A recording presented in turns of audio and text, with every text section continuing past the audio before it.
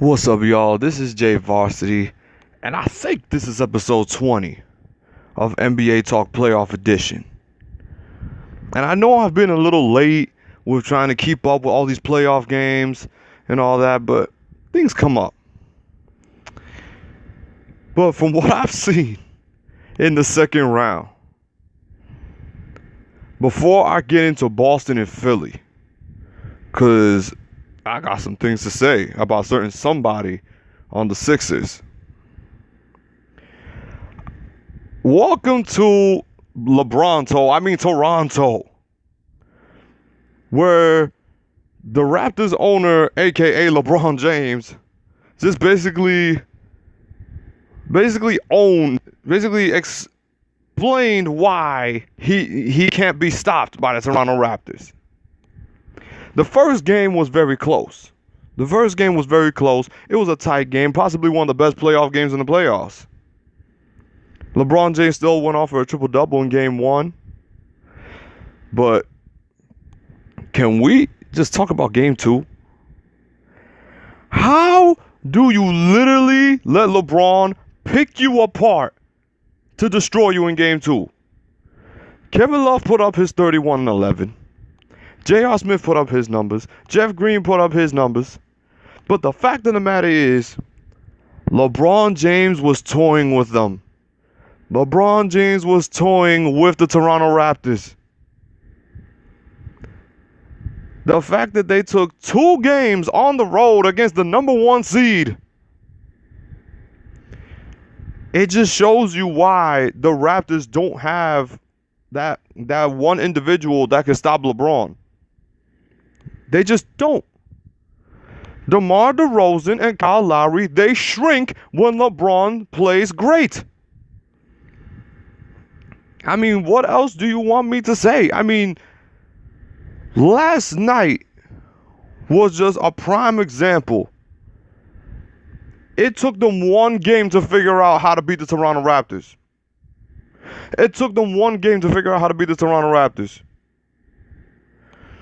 Now, I can tell you, now people are probably going to say, oh, he hit some lucky shots or something like that. No. If he keeps hitting the same fadeaway 2-3 times in a row, then you're not stopping that fadeaway. I think he did that fadeaway at least 2, 3, or 4 times in a row, and they went in all 4 times. LeBron James, he might as well just have that fire symbol that you get in 2K when you make 3 shots in a row. Because, my God, he was killing them in the post. And then when you get 31 off of Kevin Love, then that's it. You're just not beating the Cavs. You're not beating the Cavs when LeBron could get 31 points out of Kevin Love. And then you got JR hitting his threes. You got Jeff Green hitting his threes. You got Kyle Korver hitting his threes. It's looking like the Cavaliers are finally getting playing the way they're supposed to be playing. Is the series over? It's not over yet. But to lose the first 2 games at home if you're the number 1 seed, that is a big problem. That's a big problem. Now you got to try to win a game in Cleveland. The Raptors just don't have the confidence that the Pacers did. They just don't. They just don't have the confidence that the Pacers did. The Pacers played with a lot more confidence. They played with that in-your-face mentality that they could beat you, we're not going to be intimidated. Lance Stevenson, Miles Turner, Victor Oladipo, they played with that I'm not going to bow down to you mentality. Toronto, as soon as LeBron gets going, they shrink.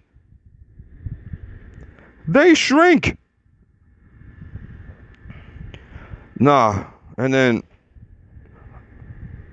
talk about Boston and Philly. Philly, I gave y'all a pass for losing game 1. I thought you was a little rusty, but there's no excuse for what happened in game 2. No excuse. Ben Simmons, how the hell do you play 31 minutes and give 1 point? 1 point? My God, I've watched some of the game, and I bet you only hit a free throw. It has to be a free throw. Oh my God. I don't know what I'm seeing here. You're losing to a short-handed Boston team that doesn't have Kyrie Irving or Gordon Hayward. Like, are you kidding me? Philly, you better win both these games at home. You better win both these games at home. And I'm not even guaranteeing it. Because right now, Boston been on your ass, and I hate Boston. I hate Boston teams. But I'm going to give credit where credit is due. Boston's been on your ass.